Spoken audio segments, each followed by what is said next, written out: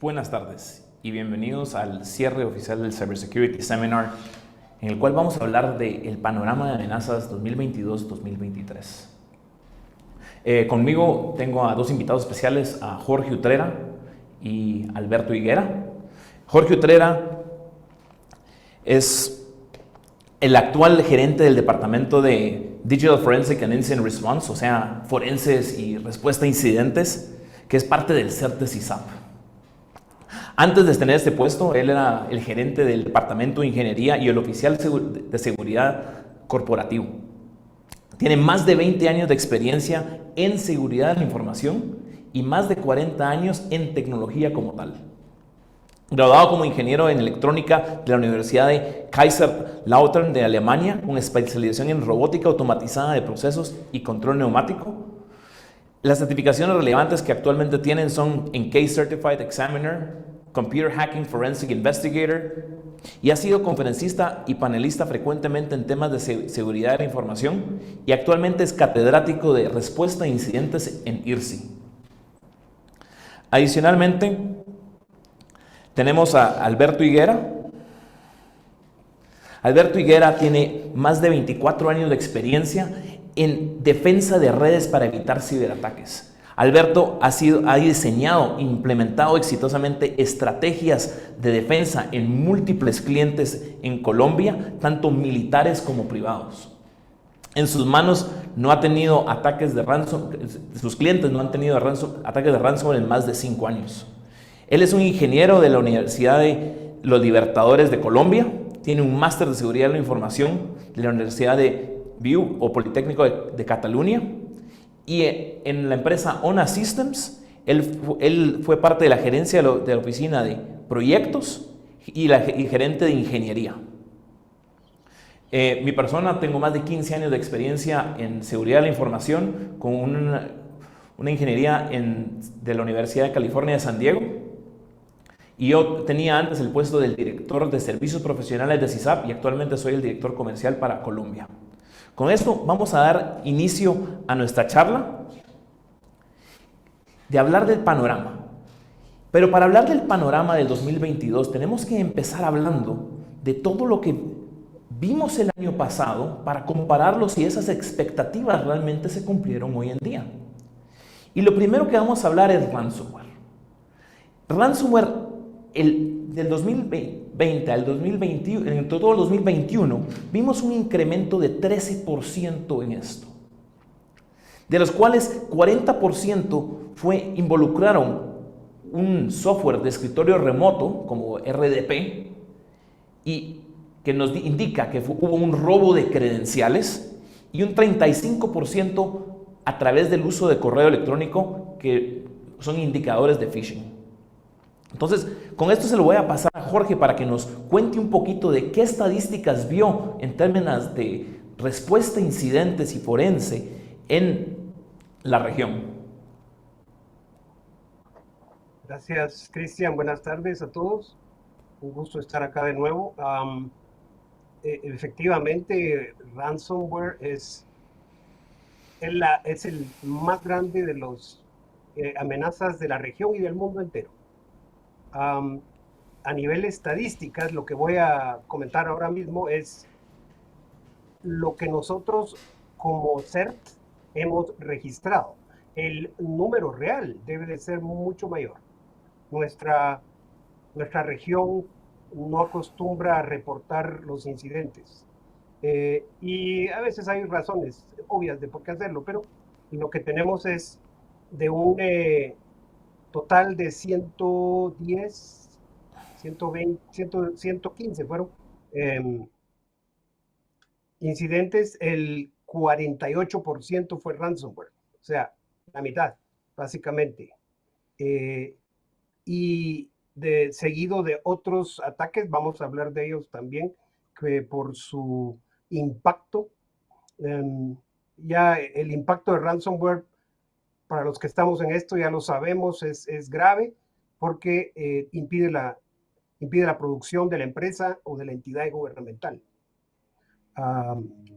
Así que efectivamente ransomware es el primero, el segundo es compromiso de correo electrónico, El tercero es una combinación de malware y phishing, pero ahí yo veo que no son como incidentes independientes, porque los ataques modernos de ransomware pueden contener componentes de malware, de hecho lo tienen.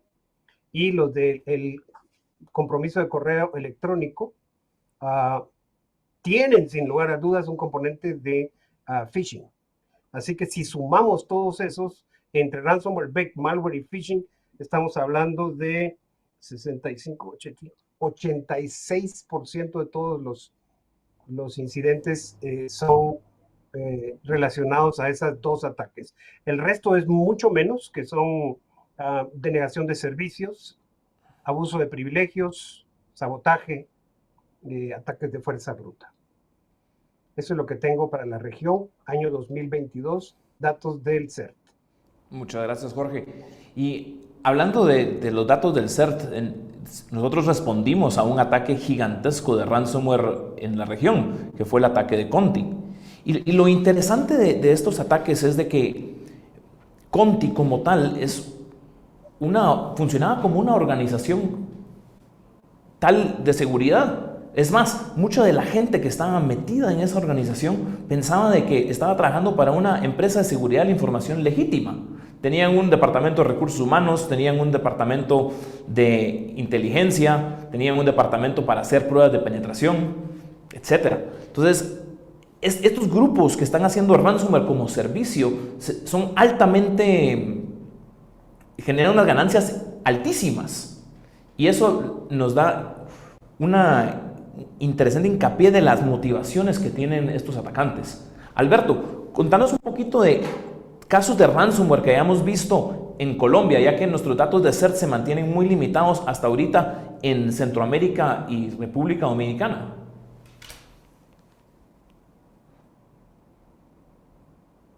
Creo que estás en mute, Alberto.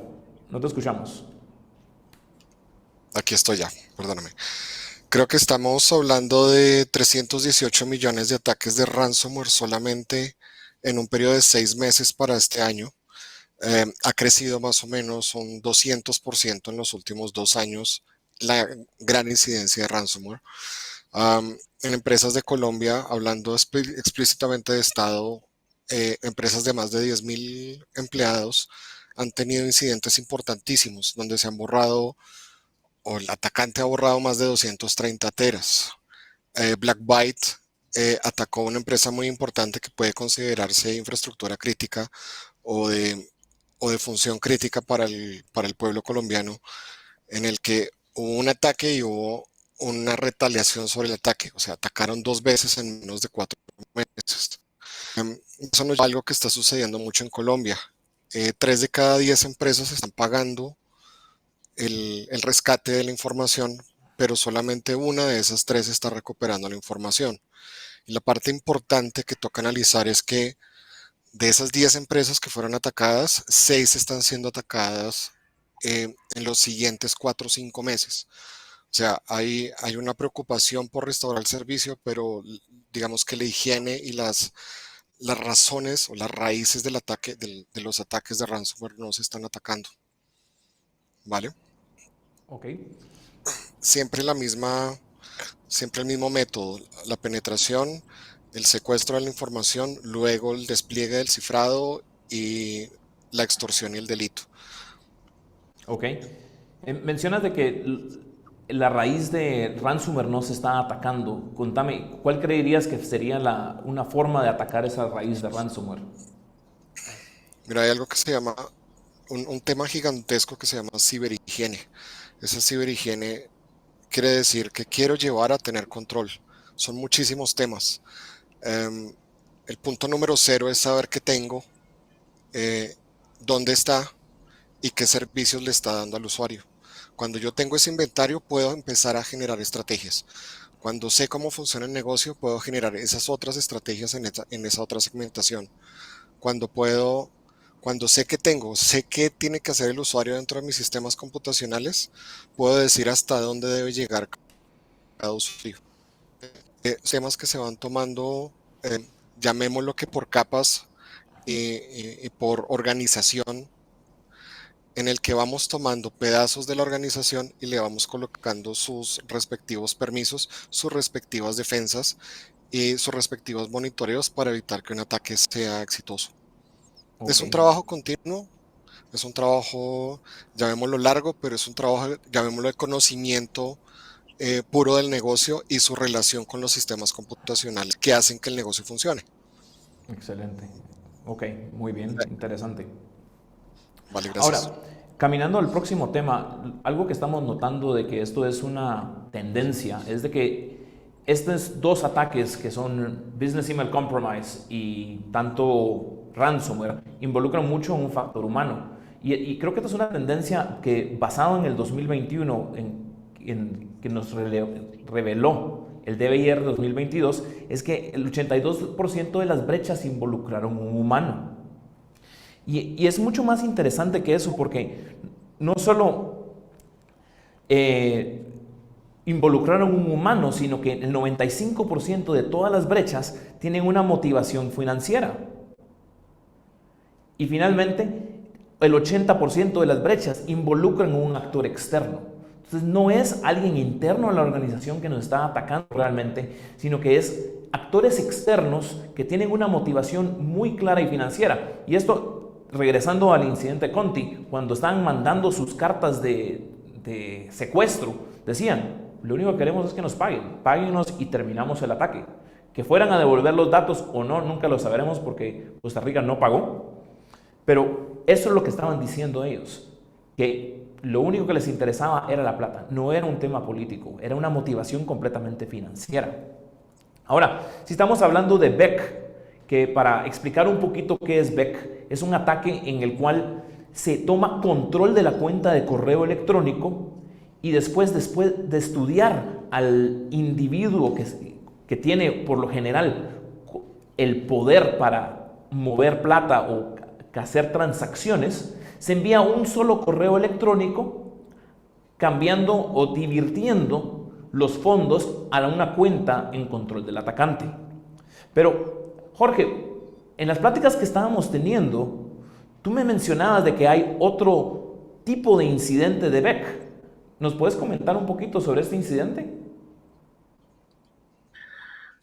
A ver, sí, hay varios esquemas de un BEC. Ah, y otra vez, así como, digamos, las estadísticas que mencionaba Alberto son públicas, pero las nuestras son muy limitadas. Así que cualquier cosa que veamos, en el caso de BEC hace un rato mencionaba, tenemos el 15% de los incidentes como BEC. Los esquemas son varios. El que explica Cristian es el básico, en donde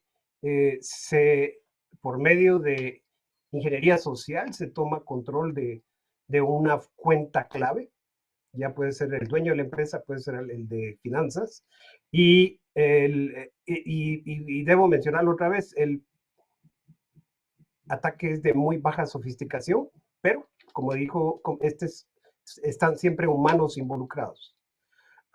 Una vez toman control de la cuenta, copian todos los mensajes de entrantes y salientes. Y con la paciencia, enorme paciencia, están meses observando cómo maneja financieramente la empresa, quién les debe, a quién le deben, y están constantemente monitorizando eso. El ataque sucede por lo general 4 a 6 meses después de haber tomado, ojo que no es tomado control de la cuenta, es simplemente una vez tomar las credenciales y de ahí recibir todos los correos a base de una regla para que puedan ser leídos. Entonces, digamos que 6 meses después se enteran de que le deben dinero a un proveedor, ese proveedor le dice, hazme el favor de pagarme, y ahí intervienen. Montan inclusive con esa, se le llama typo squatting, dominios similares en ambos lados, o sea, tanto del proveedor como del cliente que fue comprometido a la cuenta de correo, y toman control de las comunicaciones, y en el momento de solicitar el pago se hace el desvío. Hemos observado desde $25,000 hasta $1,500,000 en fondos movidos. A nivel de estadísticas, Estados Unidos tiene bastantes, Latinoamérica no he visto detalles, pero Estados Unidos tiene aproximadamente $3,000,000,000 que están siendo desviados por este tipo de fraude por año. Estos son números del FBI. Esto es en línea y es público. Si lo comparamos al ransomware, acuérdense que son las dos amenazas actuales, por lo menos de los últimos 4 años, en ese mismo, primero ransomware, después el compromiso de correo. La diferencia entre uno y otro, lo mencioné hace un rato, es que el ransomware me deja inoperante. Y el BEC va tras el dinero, directamente tras el dinero, y a nivel monto es 100 veces más grande el monto robado, digamos, defraudado en BEC que en ransomware. Okay. Alberto, en temas de Colombia, contanos, ¿has visto este tipo de ataques o tenés alguna estadística relacionada a BEC en Colombia? Sí, el observatorio del CAI de la Policía Nacional, por ejemplo, el CAI virtual, nos habla de, hay oscilación de pérdidas entre $20,000 y $1,000,000 según la empresa afectada por este BEC. Ellos también tipifican mucho el hecho de que es un delito que está puesto repito, como tipificación desde una ley de 2009, la 1273, que se llama hurto por medios informáticos y semejantes y transferencia no consentida de archivos. Hay una serie importante de recomendaciones por parte de ellos para evitar BECs, pero también viene otra estadística importante, pues, para ransomware y para BEC. La primera es que el 39% de las empresas saben que es un ransomware, el 18% de las empresas sabe que es un BEC. Es decir, nos estamos enfrentando a un nivel de ignorancia superior al 60 o 70%, combinado los dos, de este tipo de delito y de este tipo de crimen. Esas son las estadísticas que yo tengo en este momento. Muchas gracias, Alberto. Y lo interesante de BEC es de que probablemente esto es solo la punta del iceberg de lo que estamos viendo. Porque como es un ataque en el cual pierden plata, no necesariamente va a ser plata que quieren divulgarle al fisco puntualmente, de que la tienen por diferentes razones. Entonces puede ser de que las estadísticas que tengamos nosotros relacionadas a BEC sean mínimas comparado a lo que realmente está sucediendo en la industria. Pero algo que quiero que tomen en consideración cuando estamos hablando entre BEC y ransomware es que sí, las cantidades de plata que mueven con BEC pueden ser mucho más altas. Pero en ransomware, dado de que la naturaleza del mismo deja sentada a la empresa, para la empresa puede ser inclusive mucho más devastador un ataque de ransomware de lo que puede ser un ataque de BEC. ¿Ustedes tienen la misma opinión sobre esto, Alberto y Jorge? Sí, mira, el BEC va al punto, va al bolsillo y a extraer del bolsillo, mientras que ransomware es esa inteligencia recolectada dentro de la red, el capturar la información por una extorsión posterior, el destruir la información local, el parar la operación completamente de la empresa por no sé cuántas horas, el hacer el gasto de personal capacitado para recuperar la información y recuperar la operación. Y después de esto viene otro problema, que es doble. Si no me pagas, le digo a tus clientes que te ataqué. Entonces sí, es una cadena de delito muchísimo más grande. Ok, muy bien. Muchas gracias, Alberto. Eh, Jorge. sí, misma opinión. De hecho, mencionábamos que son, y esto va a seguir, las empresas, ya llamémosle empresas, las corporaciones que se dedican al ransomware, ya se usa el término crime as a service, están siendo cada vez más organizadas en lo que hacen. Y bueno, hablaremos del tema de amenazas del futuro, de esas cosas. En BEC, Los ataques vienen principalmente de África, de África del Oeste y puntualmente el 60% Nigeria. Eso se puede googlear también. FBI, cuando los puede agarrar es cuando se salen del país, lo mismo que los rusos, ¿verdad? Cuando agarran a algún hacker es porque están fuera de Rusia. En este caso es lo mismo con Nigeria. Uh, son también muy bien organizados porque el esquema de poder diluir ese dinero y moverlo rápidamente, porque recuérdense, en el caso de un BEC, una gran diferencia con ransomware, se volvió popular, llamémosle, porque es totalmente anónimo el cobro, porque se usa, se acostumbra pedir en Bitcoin, en la extorsión. En el caso del BEC, todo el movimiento, absolutamente todo el movimiento sucede a través del sistema financiero legal. Entonces ellos, para poder apropiarse de los fondos, tienen unas organizaciones clase mundial y tienen, llamémosle, asociados en muchos países. La mayoría de desvíos son hacia países del sur de Asia.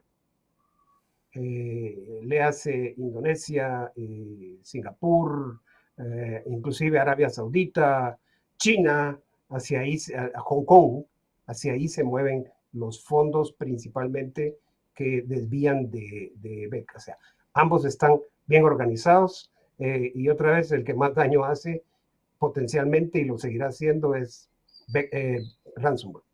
Excelente. Muchas gracias, Jorge.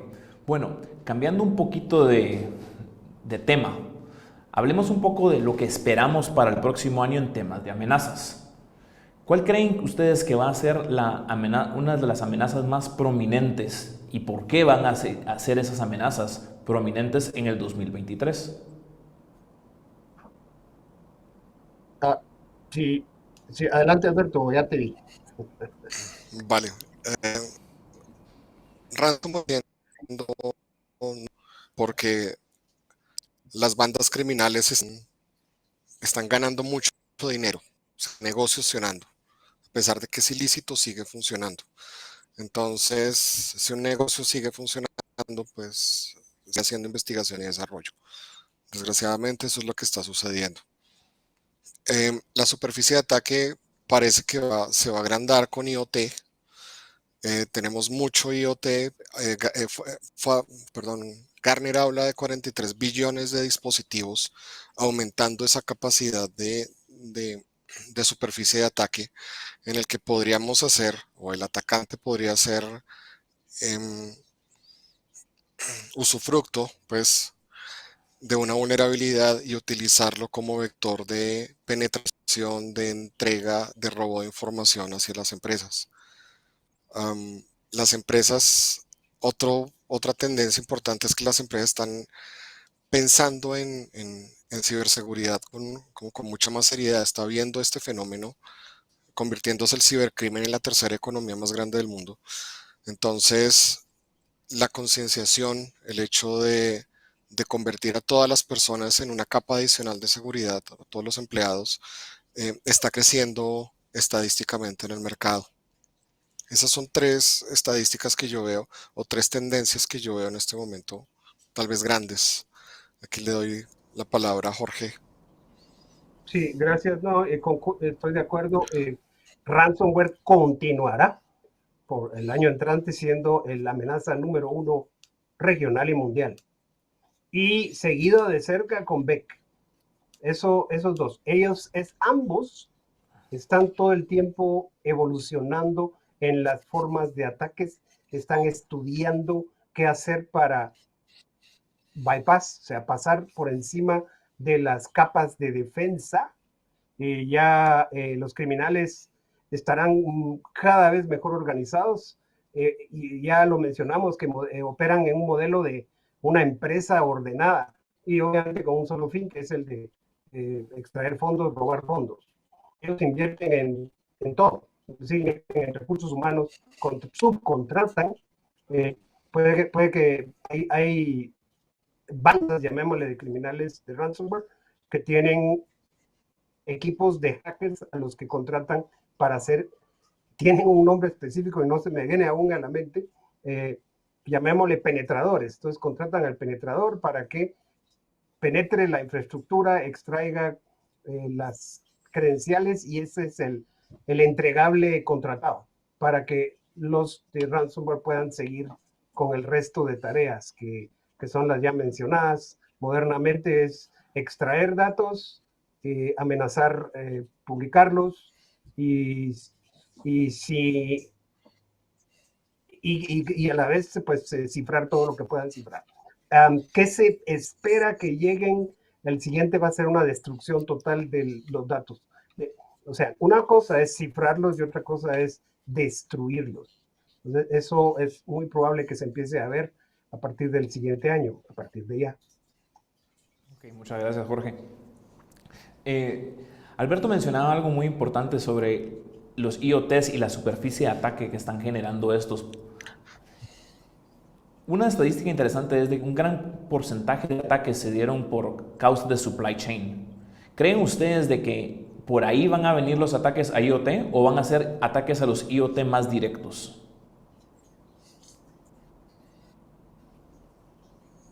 Ya sea que sea algo como el SolarWinds, que vino un parche envenenado. SolarWinds como tal, que ya se sabe que fueron los chinos, es una obra maestra de ataque directa, de cómo lo hicieron.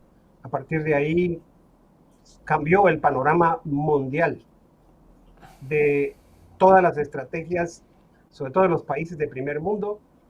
A nosotros nos vinieron las olas de todo esto que pasó ahí y efectivamente ya IoTs hemos visto que son explotables las vulnerabilidades para hacer esos ataques de denegación de servicio masivos. Y por ahí anda un chiste, ¿verdad? Donde, que no sé si lo vieron algunos, donde, por ejemplo, de repente tu refrigerador te dice que no va a enfriar si no le pagas algo, ¿verdad? Entonces, eso es un extremo que en algún momento, quién sabe, se puede llegar, pero IoTs son increíblemente vulnerables a todo tipo de ataques, se están creciendo de manera exponencial y deben ser tomados en cuenta en cualquier plan de ciberseguridad que se tome. Hay un antecedente que existe, está publicado, que venían IoTs, los nuevos IoTs que se exportaban de un país que todos conocemos a otro país que todos conocemos, que venían vulnerables por diseño, ¿vale? Entonces, impresoras vulnerables por diseño, puertas, cámaras y demás vulnerables por diseño. Entonces, creo que los ataques de supply chain tienen que ver como con esa facilidad que se tiene de entregar un equipo, llamémoslo así, listo, pre-hackeado para perpetrar ataques. ¿Vale? Vale. Lo otro, hablando también de estas compañías de criminales, usualmente quien hace la inteligencia sabemos que es TrickBot o Emotet, y ellos compran y venden, capturan la evidencia y venden este diseño a las bandas de ransomware, ¿vale? Tenemos también el antecedente en Colombia con Lockbite, ¿vale? En el que Emotet hizo la inteligencia para que Lockbite hiciera el ataque. Ok, perfecto, ¿Sí? perfecto. Eso se mueve mucho. Ahora, Jorge, tú mencionaste, regresando un poquito al tema de ransomware y que iba a ser una destrucción total en vez de un cifrado de la información. Tenemos una pregunta aquí de Karen que nos dice, pero si los ataques se transforman en destrucción de la información, ¿dejaría de ser un motivo monetario y se tomaría más por venganza? ¿Cómo lo ven Sin lugar a ustedes? dudas. Así es, sin lugar a dudas, es una...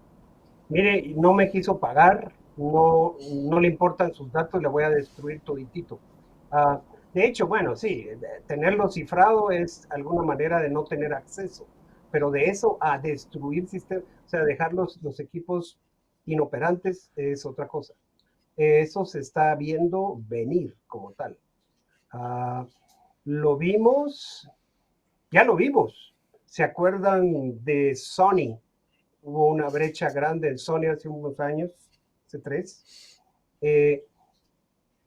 Estados Unidos, con todos sus recursos, se tardó casi 4 meses en determinar que era Corea del Norte. ¿Y por qué era de Corea del Norte? Por la famosa película en donde ridiculizan al líder de Corea del Norte.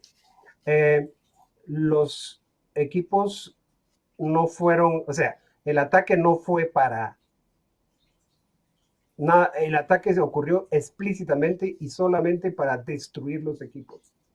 Y hubo otro caso, de ese me enteré durante un curso, que lo mismo le pasó a la empresa petrolera de Arabia Saudita. Fue un ingreso exclusivo para destruir equipos. Y los señores de ransomware están comenzando a hacerlo también. Ok, muchas gracias, Jorge. Hablando de supply chain, ya que estábamos en ese tema, antes de pasar la pregunta de ransomware y de destrucción total, nos hacen una pregunta aquí en que si es posible envenenar parches de sistemas operativos como los basados en Linux para servidores en el futuro. Y yo no lo veo alejado de la realidad, sinceramente. Si lograron entrar a una empresa que es técnicamente de seguridad, como lo es SolarWinds, y envenenaron los parches desde ahí, envenenar parches en un sistema operativo open source, lo veo factible. ¿Cómo lo ven ustedes?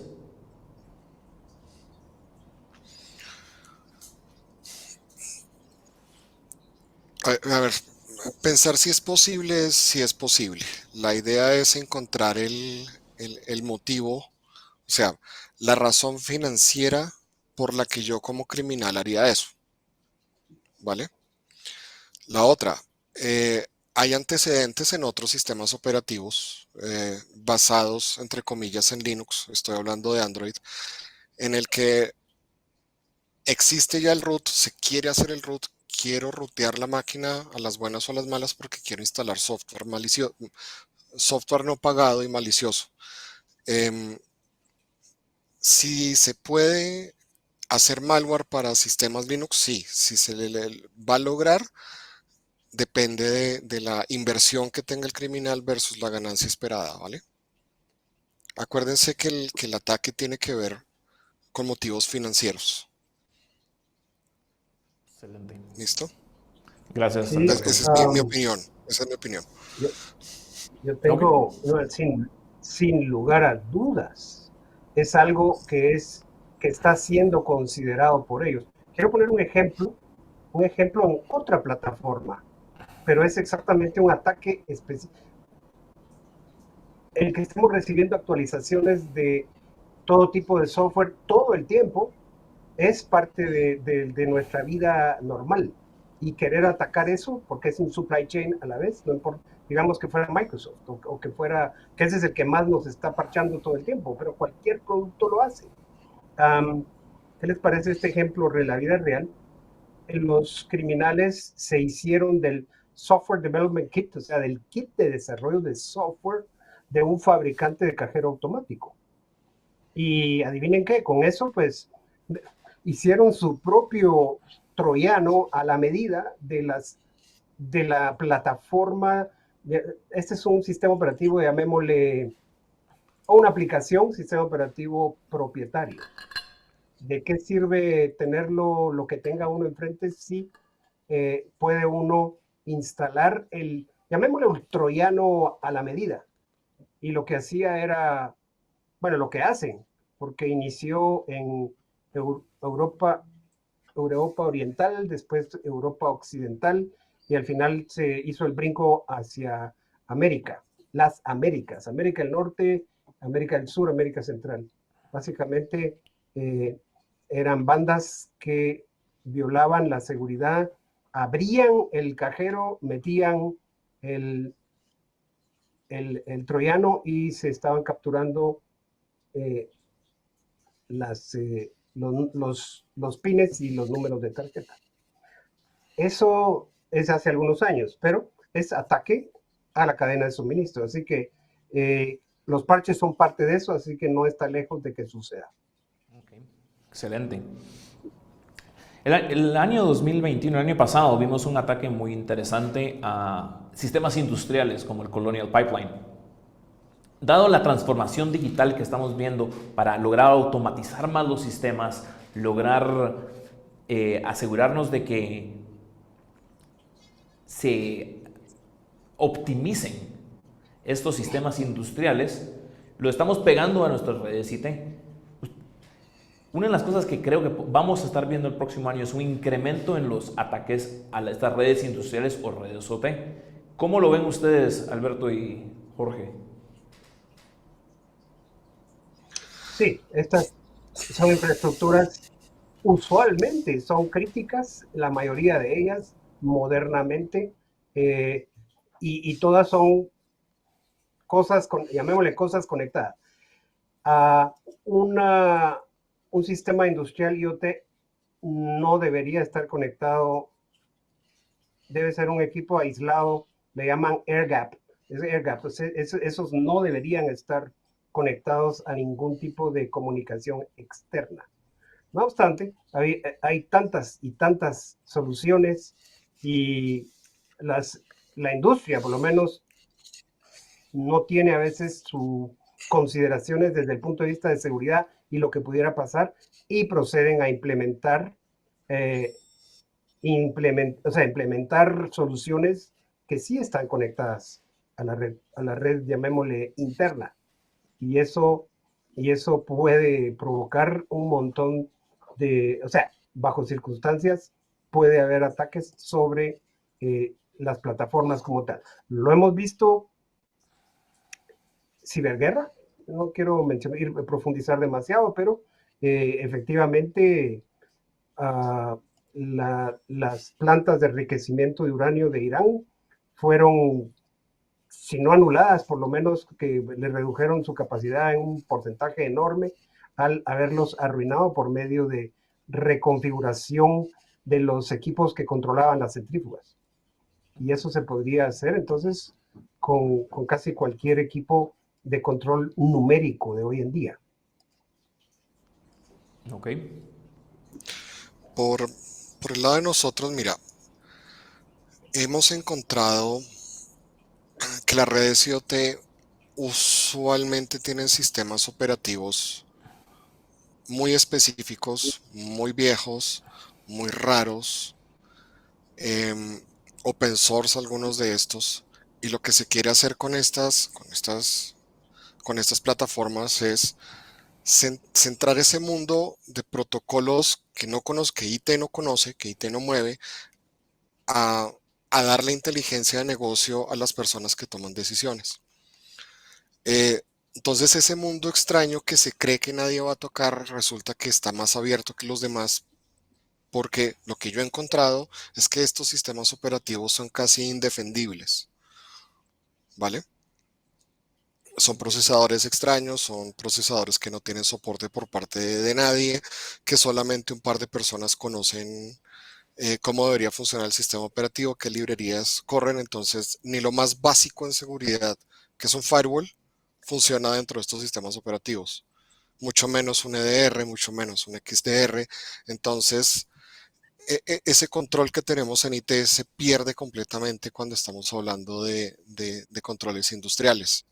Entonces lo que yo pensaría es que toca centrar un rediseño de cómo estas redes se tienen que comunicar con este mundo, si se tienen que comunicar para toma de decisiones, si aporta negocio, y cómo serían, digamos, estos protocolos de conexión de un lado al otro, ¿vale?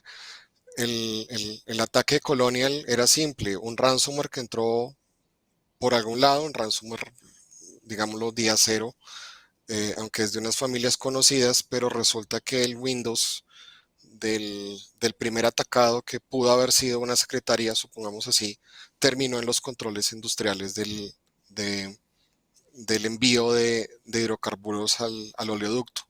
Entonces, ¿por qué pasó esto? Volvíamos al tema inicial, ciberhigiene, quién debe estar, cómo debe estar, por qué debe estar. Ahora, si los sistemas operativos son muy raros, ¿por qué tienen que hablar con todo el mundo? Si solamente quiero sacar inteligencia de negocio de estos controladores, ¿por qué le estoy dando el acceso completo a la red completa? Entonces son muchas preguntas que van ahí. A diseño de seguridad o arquitectura de seguridad por diseño desde el inicio de la necesidad del negocio. ¿Vale? Perfecto, perfecto. Ahora, una de las cosas que vino para quedarse después de la pandemia fue trabajar en casa. ¿Creen ustedes de que vamos a empezar a ver vectores de ataque en el cual lograron entrar a organizaciones atacando equipos de la casa que no son organizacionales para empezar y usarlos como pivote para entrar? Pues, respuesta corta, sí. Respuesta corta, sí, ok. Claro, desde la creación de los perímetros, desde la creación de los data centers, se han colocado defensas una tras otra para proteger los datos en un ambiente controlado. Cuando la pandemia nos disparó a todos a seguir produciendo desde un lugar remoto, todo esto tuvo que cerrarse porque la producción debía continuar, ¿vale? Entonces, eso ¿a qué llevó? A no sé cómo funciona mi antena wireless, no sé cómo funciona mi router, no sé si mi router que me lo entrega mi ISP está haciendo inventario de máquinas que están adentro y sabe qué servicios tengo. Hay un antecedente también, miles de routers de miles de marcas con vulnerabilidades de penetración UPnP y otros protocolos inseguros puestos dentro de la casa. Ahí estoy colocando yo mi negocio. Entonces, lo que estoy es, tal vez si hablo de mi casa, somos dos personas quienes vivimos en mi casa, aún así consumo 29 direcciones IPs. Entonces, por dos personas estoy multiplicando por 10 o por casi 14, perdón, el vector de ataque que podría llegar a tener una persona. Yo, que empiezo a configurar mi firewall, mis cosas y demás.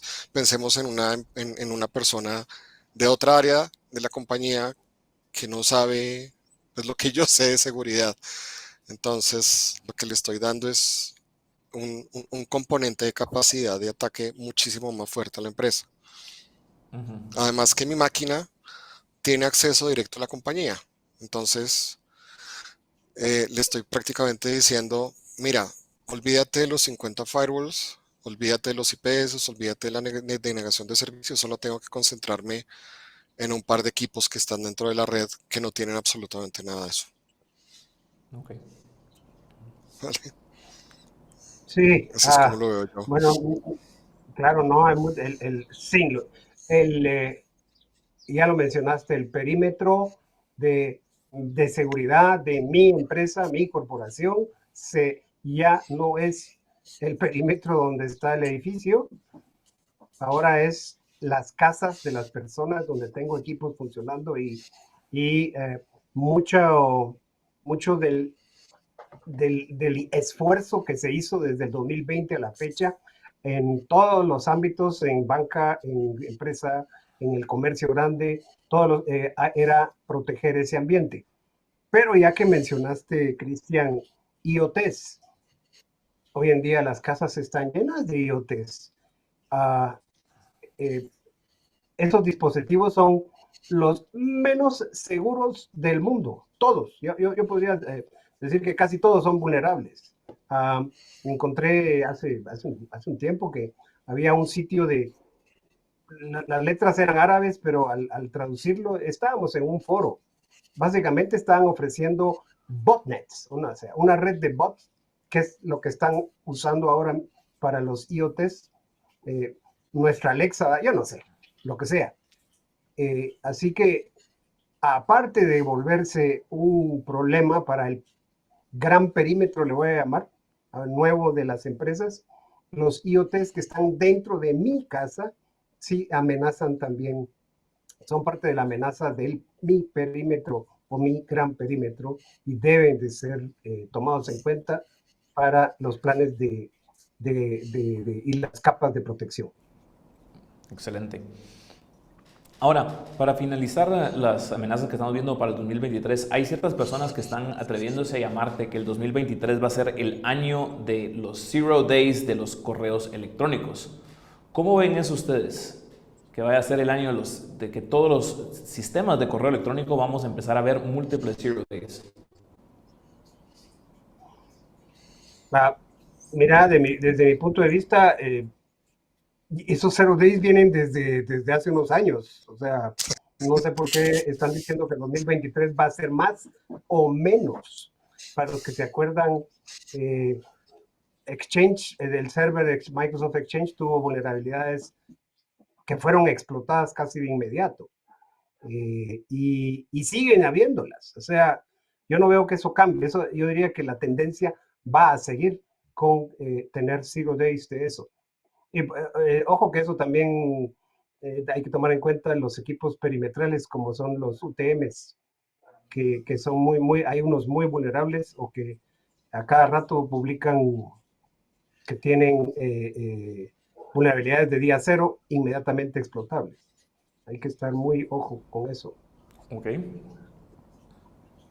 Alberto. Mira, yo lo veo por dos lados siempre, por el lado del servidor como tal y por el lado de los Zero Days que llegan a través del tráfico del servidor, es decir, los correos electrónicos.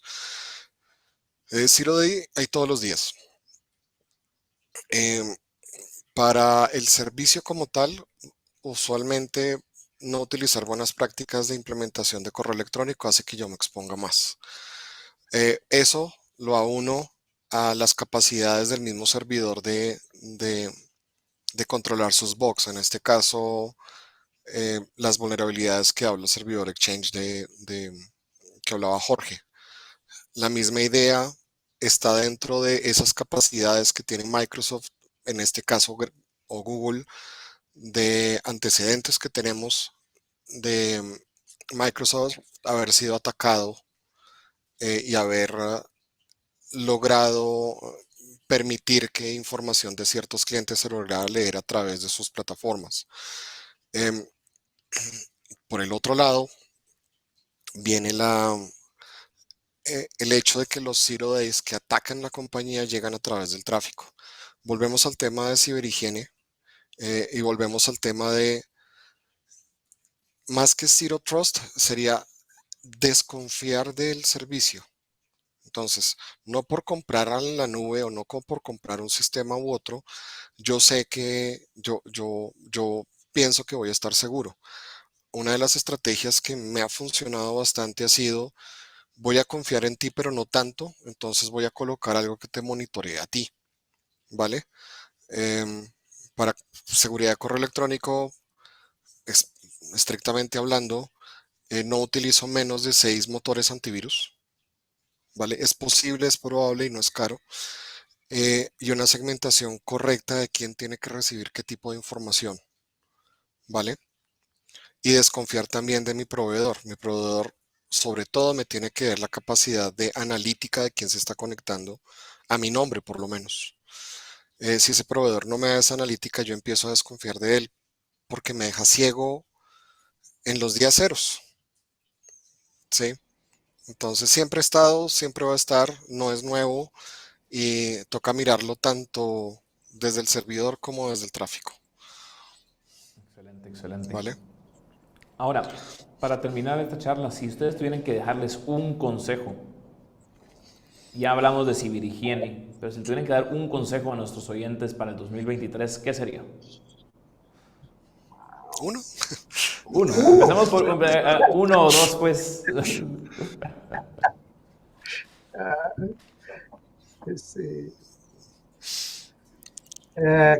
Concientización, ¿verdad, Alberto? Es uno muy importante. El humano hay que enseñarle que puede ser atacado fácilmente, puede ser engañado fácilmente, no tiene que estar enfrente el que lo va a timar, el que lo va a estafar, que lo hace desde muy lejos y hay que concientizarlos. Esa es una tarea no aplazable en ningún tipo de entidad privada y pública. Iba a hablar de CyberHygiene, pero no querés que diga más cosas. Alberto. Hablando de la concienciación o concientización, algún psicólogo alguna vez dijo, los ataques por correo electrónico son eficientes porque se aprovechan de dos cosas, del miedo, de tres, perdón, de la urgencia y de la jerarquía. Mi jefe me está diciendo que haga esto ya o si no voy a tener una consecuencia. Creo que eso le pega mucho hacia los VEX.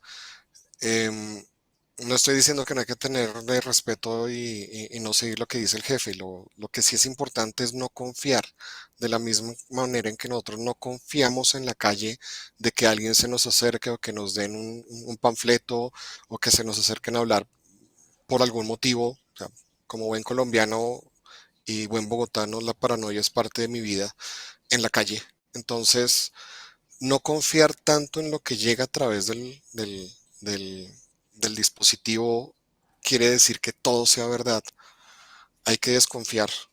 Técnicamente hablando, eh, buenas prácticas son muchas. Entonces, creo que el consejo ahí sería contratar expertos para que nos sentemos a trabajar con ustedes a defender esa red y hacer que la ciberseguridad sea parte del negocio. Excelente, muchísimas gracias, Alberto. Pues ya lo vieron, parte de lo que tenemos que hacer es asegurarnos de que estemos concientizando siempre a nuestros usuarios. Son el eslabón más débil y tenemos que asegurarnos de que entiendan lo que estamos haciendo como expertos de ciberseguridad para poder que nos ayuden a que reduzcamos esa superficie de ataque que generan ellos. Adicionalmente, como dijo Alberto, contratemos a los expertos para que nos den ese insight necesario que necesitamos cuando estamos hablando para poder implementar las soluciones y servicios que ustedes necesitan. Esto no implica de que dejemos afuera parchado, segmentación de la red, etc.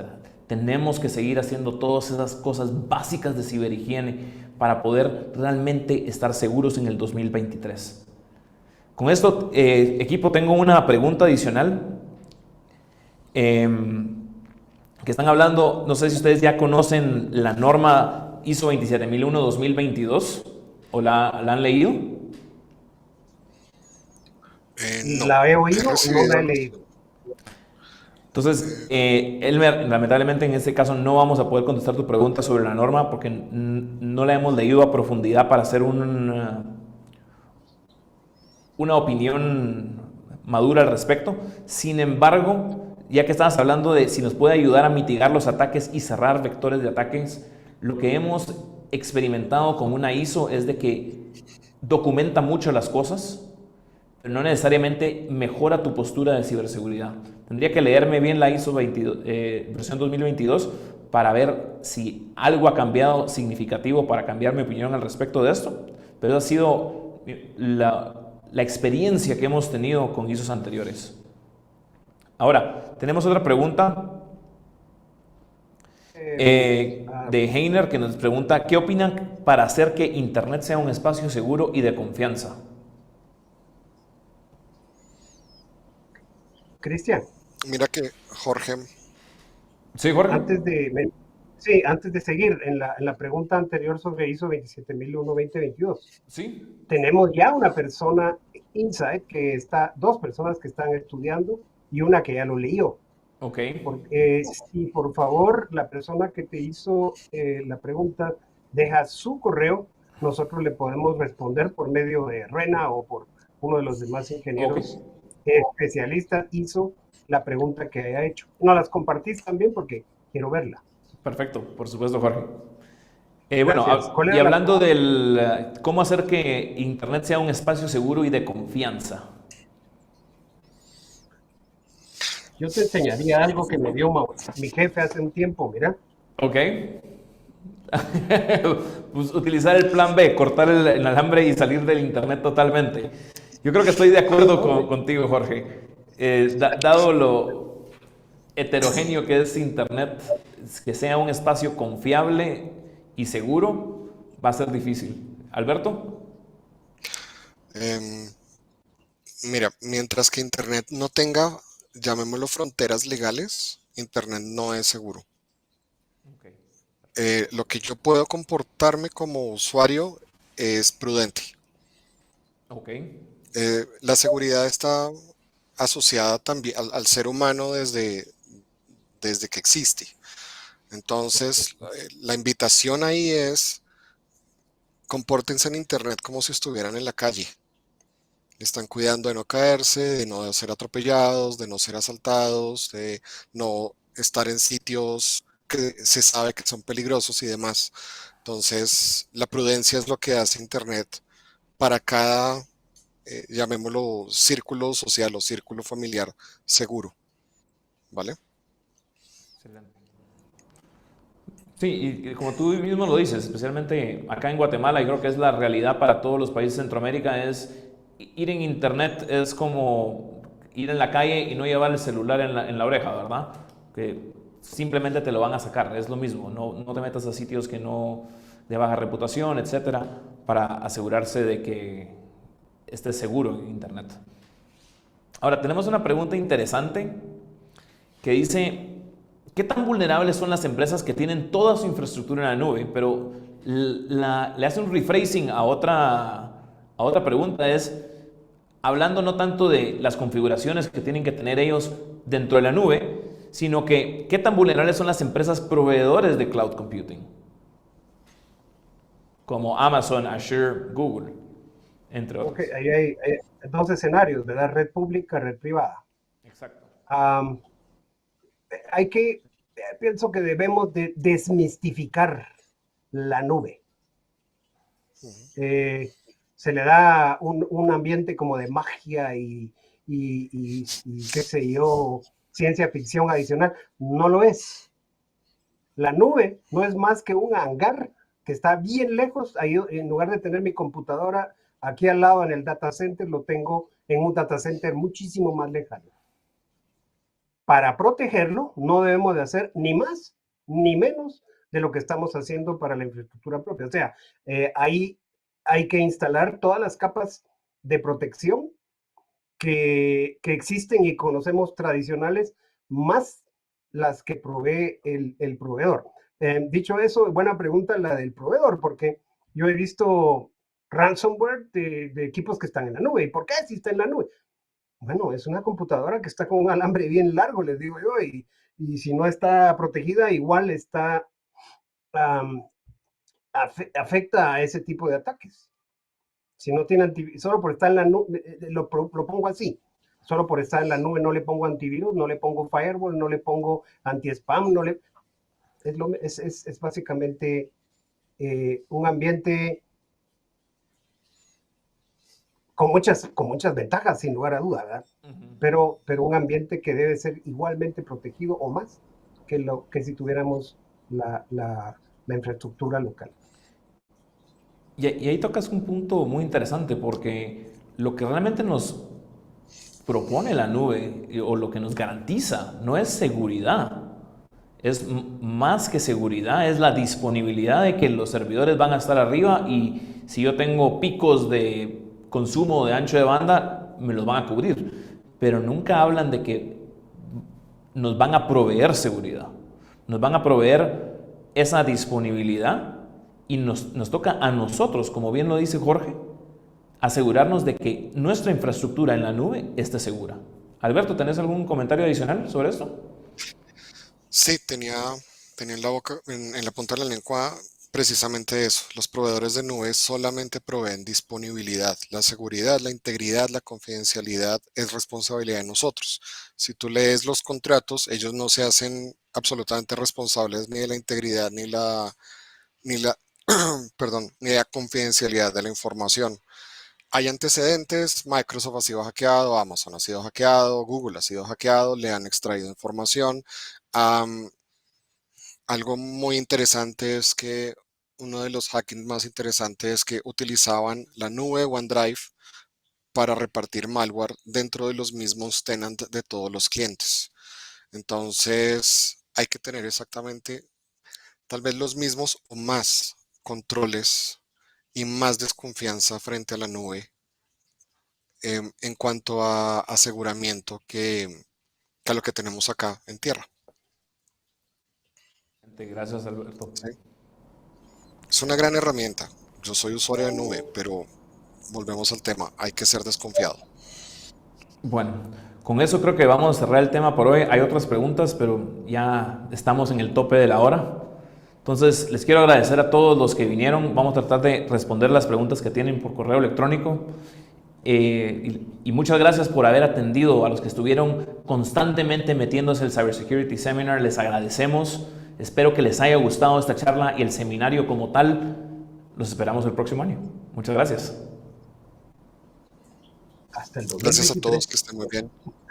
Gracias. Nos vemos.